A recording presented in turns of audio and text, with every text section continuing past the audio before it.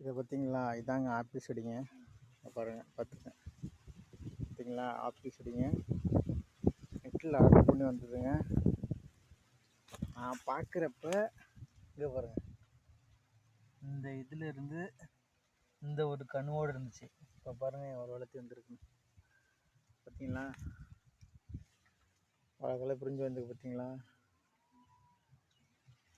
குளிர் பிரதேசத்தில் தான் ஆப்பிள் வருமா என்ன? நம்ம தமிழ்நாட்டிலையும் ஆப்பிள் வளர்த்து காமிக்கிற ஒரே நோக்கத்துக்காக நான் ஆப்பிள் செடி வாங்கி வச்சுருக்கேங்க. கூலிங்கில் தான் வரும், ஆனால் அது இன்னும் கண்டிப்பாக தான் 2 தென்னை மரத்துக்கு இடையில வச்சுருக்கேன்.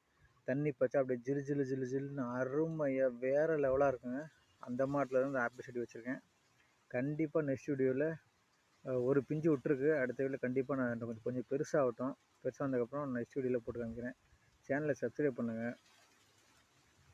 நன்றி, வணக்கம்.